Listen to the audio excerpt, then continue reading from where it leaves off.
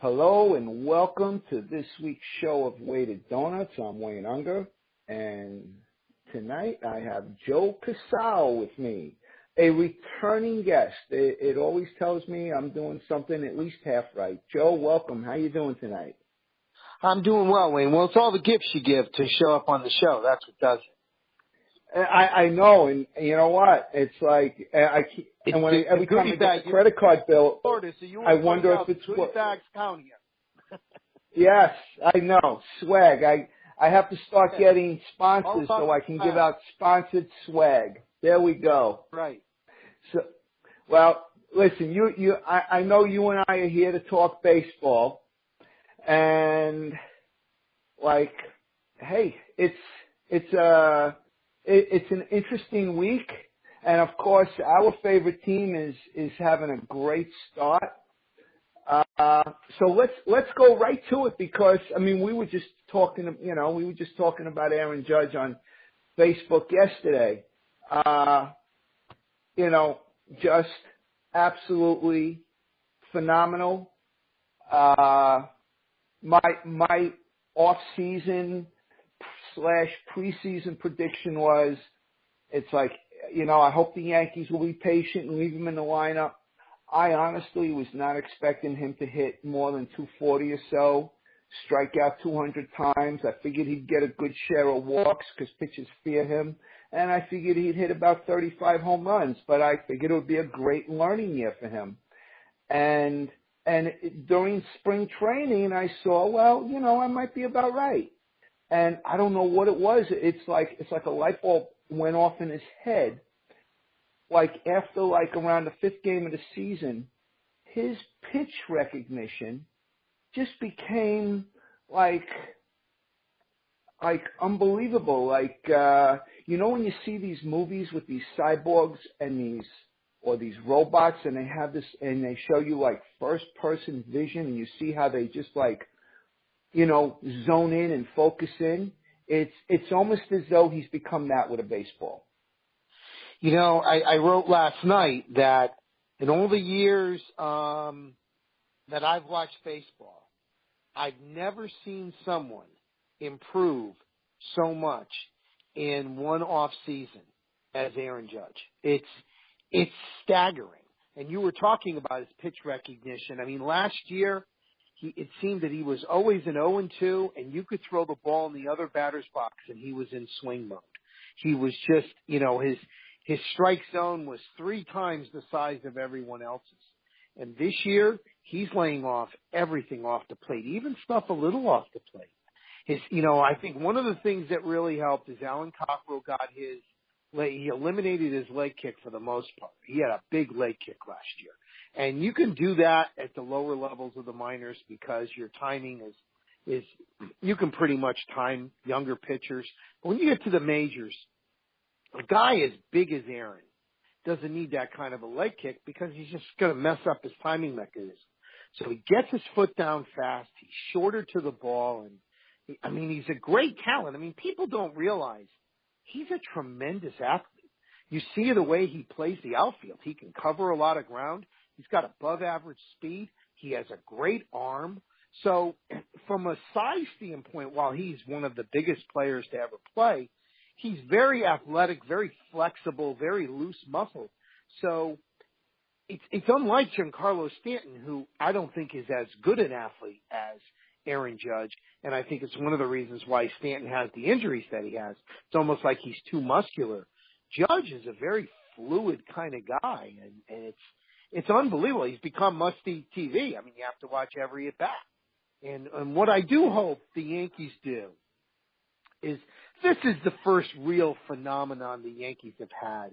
They had the second half of Gary Sanchez last year, but this is the first big one since Jabba Chamberlain. And I hope they learn from the mistakes they made with Jabba because it became too much too soon, and Jabba got completely swept up in it. And they really did a lot. I mean, Jabba hurt his career, but the Yankees hurt his career also. And I hope they learn those lessons. And with these young guys like Sanchez and Judge, they're a little more judicious in terms of how they get them out with the media and how much they put on their plate, because these guys got a chance to be special. And this is a hard game, and there's going to be hard times. And you want to see these guys be able to handle the valleys as well as they handle the peaks. And Judge seems to be a kid that has his head on straight, which is going to go a long way to helping. But the Yankees also have to shield it too and not make it become too overwhelming. It's funny you brought up Jabba Chamberlain, because I found, of course, we're getting rid of stuff and we're donating stuff. So I had a yard sale on Saturday, and my daughter put out her old Jabba Chamberlain jersey to sell. and guess what? Well, that 2007, that was a magical year. And, I'll always maintain if they just let Jabba stay in the bullpen, Jabba would have had a 12-year, multiple all-star major league career. But they just got so swept up in the starting and the Jabba rules and everything else, and they could not have handled that situation any worse. And Jabba, had a hard time, not getting involved in the nightlife in in New York. And it just, the whole thing was out of control. And I hope they've learned from that. And it seems like they have. It's hard to believe it's been 10 years when you think about it. But, these kids have a lot of ability, and there's more on the way. And it's going to be incumbent for the Yankees to, balance the excitement of younger players with also not, making it too overwhelming for them as well. Yeah. The other thing that gets lost in all this is the other players as well. Aaron Hicks has been a revelation. And when you look at last year, if you look at the difference in production from DH, first base, even with Carter and Bird hitting the way they're hitting, they might still be hitting better than the way Mark Teixeira was hitting last year, and Chase Headley. That too is huge. We know in baseball one player can't do it. One player can get hot, maybe carry a team a game here and a game there, but they're just getting so much more offensive production. And it doesn't hurt that Pineda has had some good games, and Severino has turned it around, and Montgomery. It's and their bullpen is deep. So it's true. You're seeing the seeds of what this team has a chance to be over the next couple of years. The young talent is there. Greg Bird has been hurt, and they probably made a mistake by playing him when he was hurt, and it got him into a rut. And now I hope, he doesn't play here again until he's 100% healthy, because this is where you mess with young guys' heads. He's 6 for 60. And you start, and these guys look at that scoreboard when they step up to the plate and they see he's batting 100. It's hard on their heads. So I'm hoping they just wait and get him healthy. If it takes a month, it takes 2 months, however long it takes. That's the reason why you signed Chris Carter. And, you let them get healthy, and then they'll have another productive bat there. And I agree. People forget because they get swept up on names. But the last 2 years, the third and fourth hole in the Yankee lineup was barely hitting 200. They were literally automatic outs. And they got zero production out of them. And who would have thought with Aaron Hicks, he's OPSing nearly 1,000. He's the second best Aaron on the team. It's really pretty amazing. But I think there's a common thread with Aaron Hicks and Aaron Judge. And that is that they are really athletic guys. They're not common to baseball. Baseball doesn't normally get the great athletes. They get guys who become great baseball players, but it's rare that a guy like Hicks and Judge and Trout, these kids are great athletes. They could play other sports. And with the exception of Trout, who's a phenom, it often takes these guys who are great athletes more time to figure it out. And then it becomes a question of, does a team have the patience to kind of go through that? Minnesota gave it, 5 to 7 years, and then they ran out of patience because he was a first-round pick. But you even saw last year that he had talent. He just wasn't putting it together. Whereas this year, he's put it together, and he is a very productive player. And it gives the Yankees some great flexibility because they don't have to burn Gardner and Ellsbury out. They can rotate guys, and it just makes them, as you said, a deeper team and a more productive team up and down the lineup. Now, let's talk about the man that brought you and I together, Joe Girardi. Now, you remember that now, right? Yeah. Okay. I mean, and I'm not trying to say I told you so, but I never felt Girardi was a bad manager. I felt as though he got a bad rap, even though he had the opportunity to manage high payroll teams. I felt as though they were like always mismatched pieces, and this is the first time he's managing a team that's going in a certain direction and they're staying in that direction. And I think he's showing what he's got. I think because I was quite impressed with the 1 year he put in, in Miami.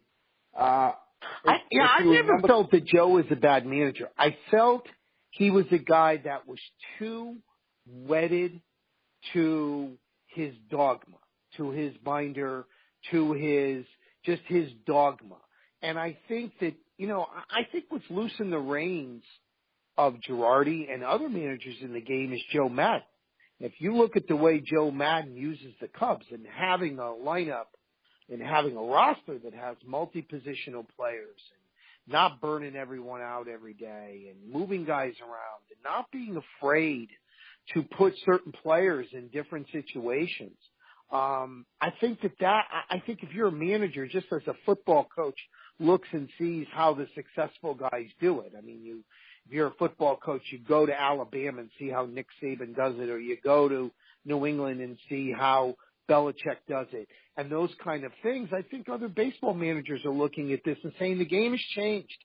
You're not going to have 7 guys play 158 games anymore, and you really need a 35-man roster, because you're not just the 25 that you're going to have. You're going to need guys that are coming up from AAA and guys that are filling in and guys that are replacing injured players. So I think it changes your whole mindset and how you go about managing a team. And I think that in Girardi's case, I like the idea that they are, like using the outfield rotation. If Ellsbury's banged up for a few days, play Aaron Hicks. You're not losing anything. Brett Gardner was struggling, play Aaron Hicks. Chris Carter, yeah, he's got his limitations, but if Greg Bird is hitting 100, you got to play the guy. So I think that baseball is changing, and I think the managers that are going to be successful, they are going to have to change with those times. You're going to have to utilize an entire roster. Even managing the pitching staff becomes different. This idea that you've got 5 starting pitchers, they're not pitching 200 innings anymore, Wayne. Most of them have a hard time pitching 140. So you're going to lean on a bullpen. And one of the things I like in the way the roster was constructed this year is you have a couple of guys. They had since sent Brian Mitchell down, but they had Warren and Mitchell who could be somewhat long guys, multi-inning guys, to fill in middle innings. Because I think those guys are going to become valuable guys as the season goes along. And I think the next hurdle that guys like that will have to climb will be the salary hurdle, because that's kind of the one area of baseball that really isn't compensated well. But those guys, if you remember the Ramiro Mendoza years, he was huge for that Yankee bullpen. It's funny. They say great minds think alike. I have said that so many times. I said, listen, yes, you had Nelson, you had Stanton, you had Rivera. I said, but I remember Mendoza coming in, and he was a guy that can go 3 innings. He can go every day. And how many times they came back because, they had him to throw out there. He was a rubber arm. Yes, that was the beauty of those championship Yankee teams. And if you remember those years, you had guys like Gooden and Cone was banged up, Jimmy Key at the end of his career, starters who could not go deep into games. And there was a few days a week where Ramiro Mendoza was pitching 5 and 6 innings. And really, it's hard to do. And obviously pitchers don't like doing it because it's hard, A, and B, the compensation level isn't there for them. You make money as a starting pitcher. You make money as a closer. Dylan Betances, learned that the hard way in arbitration this year, that even being an elite setup guy has a financial limitation. But if you see the way baseball is going now with all these starting pitchers who are hurt all the time, these bridge guys like the Adam Warrens of the world serve an enormous need. And I think that Girardi, when he's managing well, manages a bullpen well. Those are the roles that are really going to help the Yankees as this season goes on, because the starting pitching is going to be a question mark. We don't know how much CC has left in the tank. He's been struggling his last 3 starts. Severino has shown signs of turning around, but he's still a young guy. We don't know. We know Pineda can be great or awful. There's very little in between that. And so Jordan Montgomery's a rookie. I like what I see in him so far, but it is not out of the realm of reality. They lost James Kaprielian to Tommy John surgery, which was a huge loss because that's a kid that probably was going to end up on this roster the second half of the year. But it's not out of control to see that perhaps a Chase Adams or a Justice Sheffield may end up on this roster the second half of the year. You don't know. Or if Chad Green, gets himself going at AAA. But you're going to see more arms coming up here as the season goes along. And so it's going to make those middle guys in the bullpen have an even bigger role. And it's funny, my oldest son and I were having a very similar conversation about this, just a few days ago. And the names of Sheffield and Green came up. I like Green. I'm high on Green, and I still think, I still expect big things from him. He's still kind of young, but I think he's a guy that can put it together. And the other thing is when you talk about the fragility of the pitching is Tanaka. He's we can't forget he does have a partial ligament tear, and you just you never know. They've been working. They monitor his workload. I think they schedule. They try to schedule him with an extra day whenever possible. They've been working with it really well, but he does have a partial ulnar nerve tear. Well, there's no doubt. And I think they've done a really good job. And I think Tanaka's done a great job kind of adjusting how he pitches now. And I think that, but again, you're right. You're not going to see him pitch 200 innings. And, I think that benchmark is kind of going the way. Look, all we heard about all exhibition season all spring was how great the Mets pitching staff is and how deep it is, and how's that working out? With everybody hurt, these young guys get hurt, and guys that are trying to throw 100 miles an hour. Now we get into the physics question. The body's just not meant to do all that, and you're seeing these guys going down all the time. Even the guys who were healthy now, Steven Strasburg, he's already missed time with Tommy John surgery.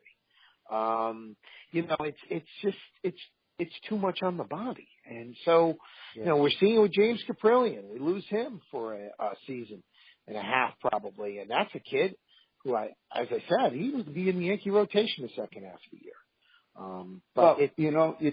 You talk about innings, and my son and I and some friends, we do this stat replay game. And so we have certain benchmarks, like to keep things a little simple. Our benchmark for years has been if a pitcher has 180 innings or more, he's unlimited. In other words, like you can go over that 180 in our game, in our season, because we play a full season. This year, we had to lower the benchmark to 170. Right. And the other thing I noticed is we had more relievers with 70, 80 innings as opposed to That's a right. bunch with 50 and 60. So yeah, you're definitely seeing it. And actually, we've kicked this around on the show like, we got to be going back 6 months ago or more, but 200 wins is going to become the next 300.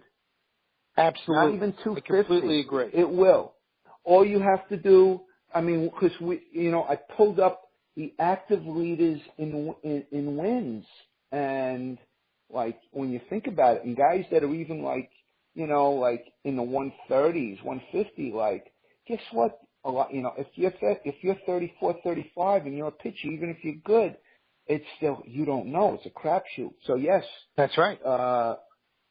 And then, of course, and not to mention the way the game is played also, as far as pulling the pitches.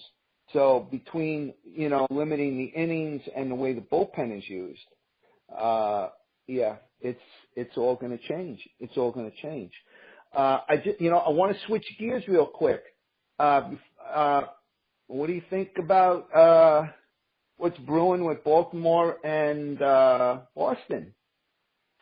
Well, that gets into the absurdity of where we are with the so-called unwritten rules of baseball. I mean, this thing has gotten completely out of control, and there was no reason for it to be out of control.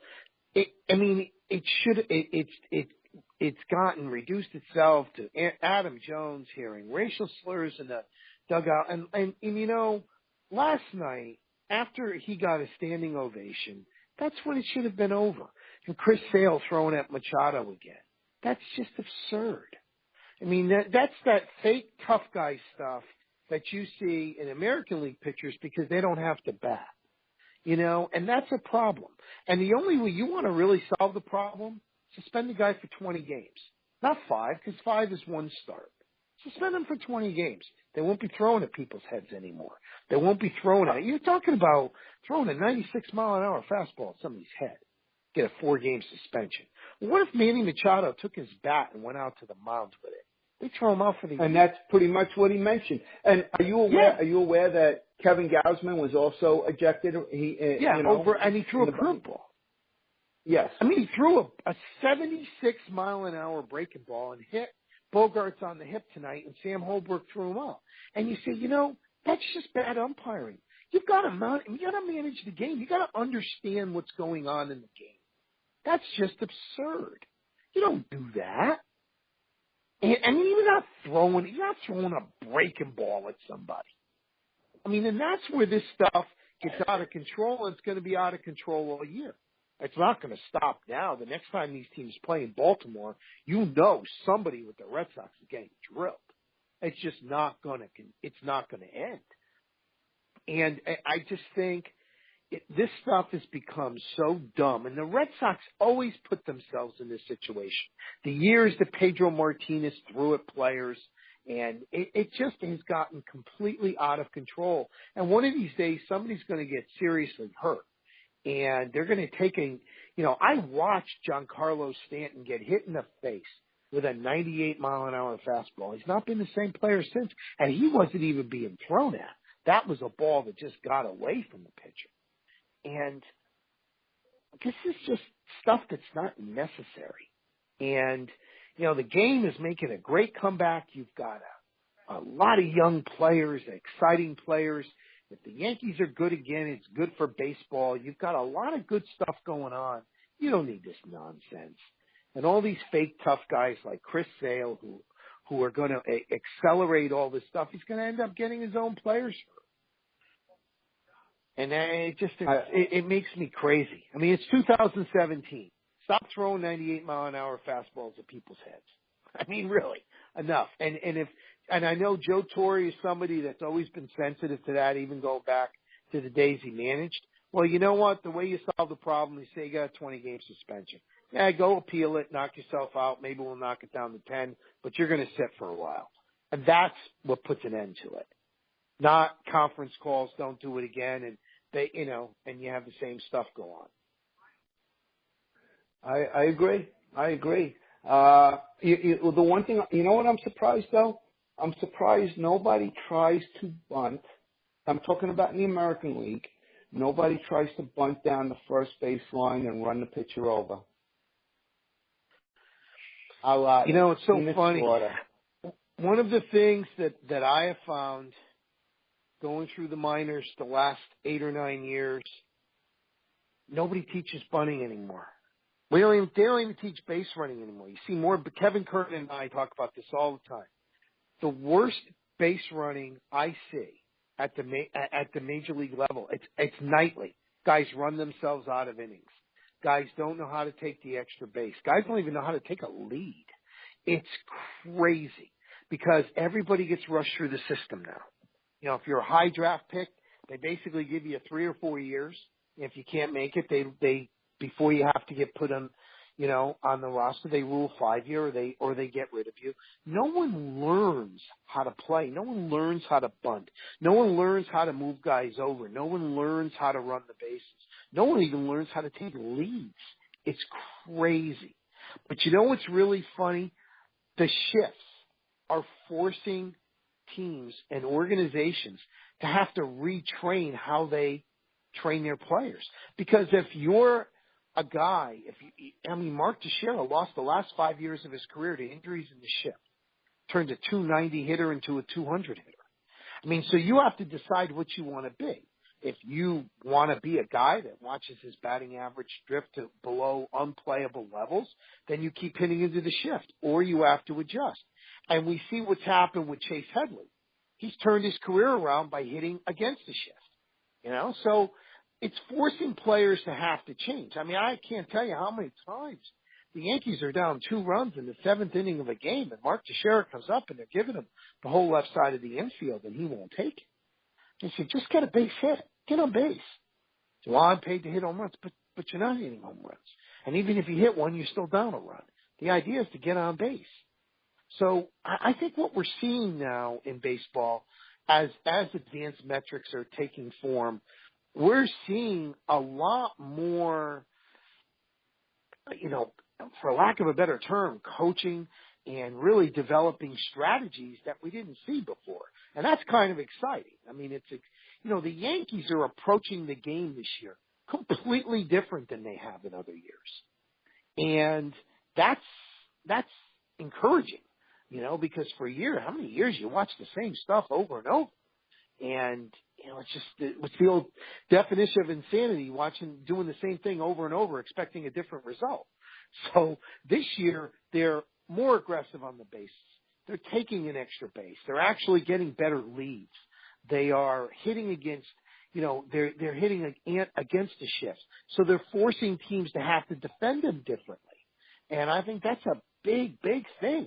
If it means 3 or 4 more wins a year, Wayne, that's the difference of making the playoffs and missing the playoffs. So I like that all of that is taking place from the Yankee perspective, and it's making for more enjoyable baseball. I think the fans are really into this team, and they're following the young players, and they're into this group. And I think as the weather gets better, and I think you're going to see a lot of exciting stuff this summer with this team, because I think if they stay healthy, they're going to be competitive all year long because it's a good team. It's a balanced team. No, I agree. They're actually going to be fun. They're actually in, they're in good shape. I was talking to, I had Dan Zimborski on last week. He's from ESPN. He's just a brilliant mind. He's like Bill James. He does the Zips projections, and he's, a week ago, I believe the Yankees were 8 games ahead of the Jays. And, when I had him on, actually he was on Friday, and he said to me, he says,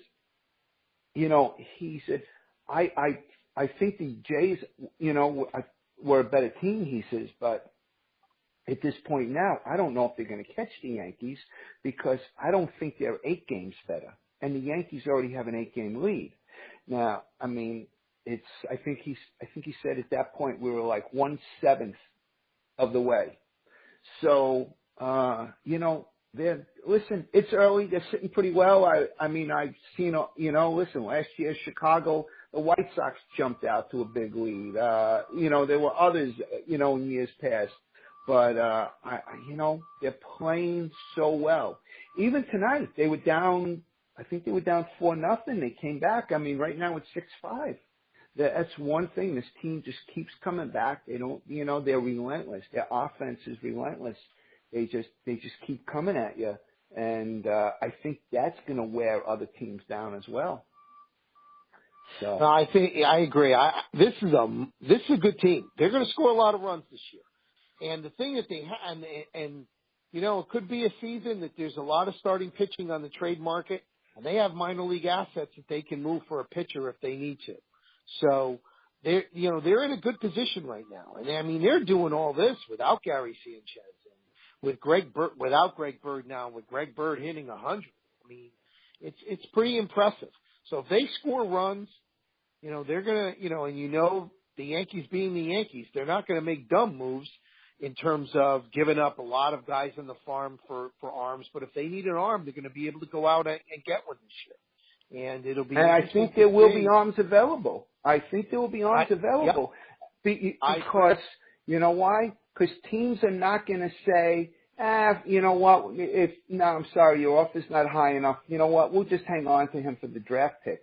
And, we'll make him a qualifying offer and we'll get the draft pick. They're not getting it. They're not getting the draft pick anymore.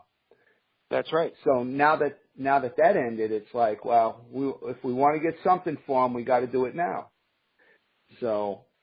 Yeah, I agree. I mean, it's gonna be fun, and they have a lot of talent in the pipeline. And now younger guys.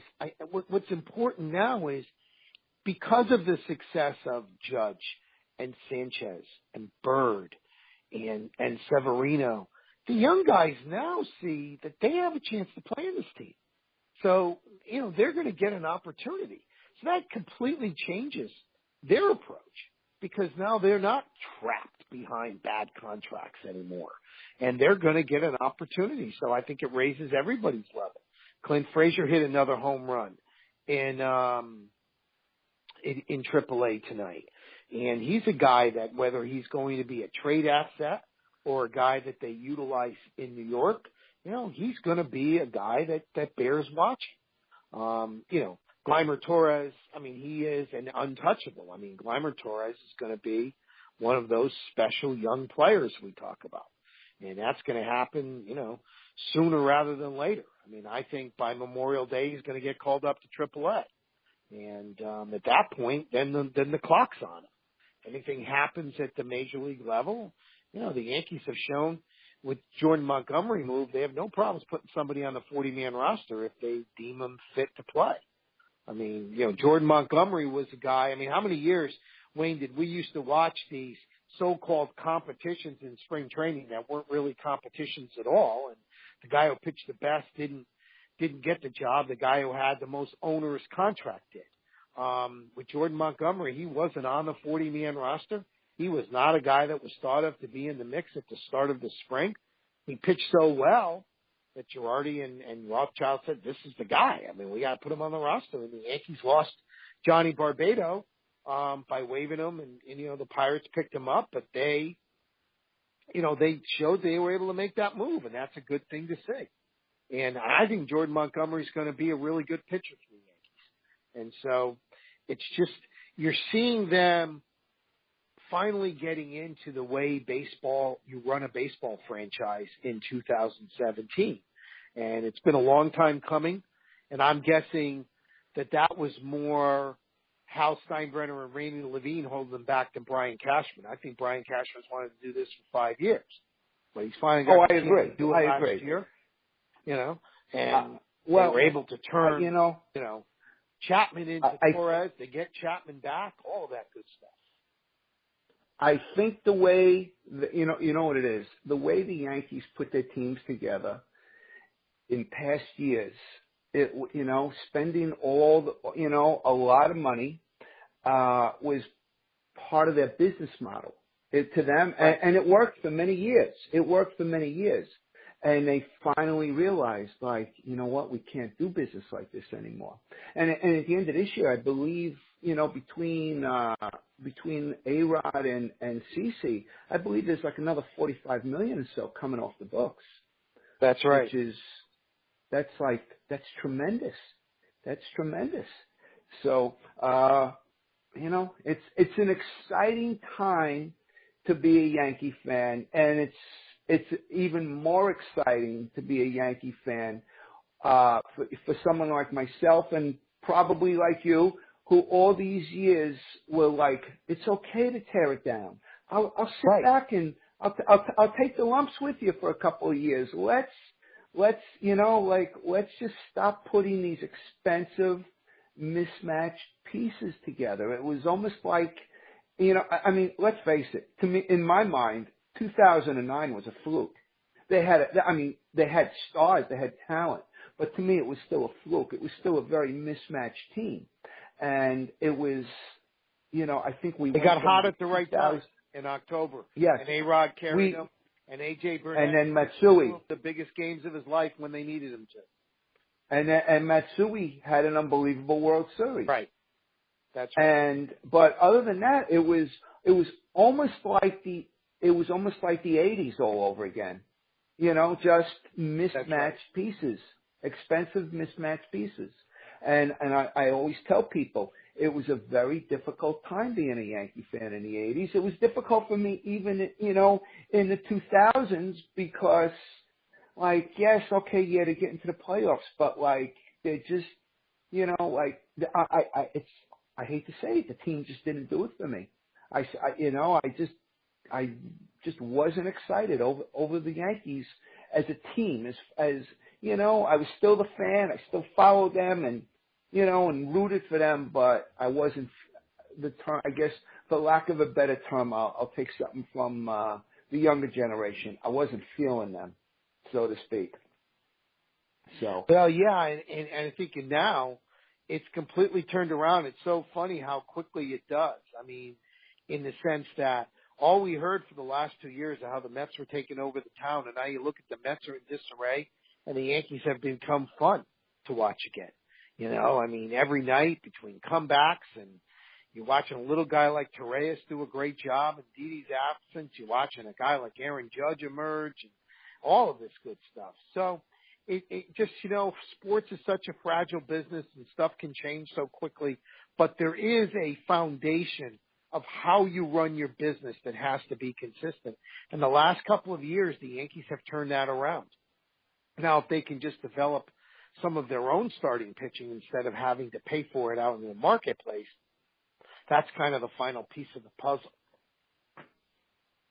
Yeah. Well, but we'll see. I mean, you know, pitching, pitching, as we know, you know, and even if they develop somebody, pitching is so fragile. It really is. So, all right, Joe, I know you don't have that much time. I know you told me you give me 30 minutes, but I'm going to have you back real soon. Sounds good. I enjoyed it. And I will talk to you, and thank you for coming on, and thank you, everybody, for listening. We'll see you back next week. And, Joe, let me just cut off the recording and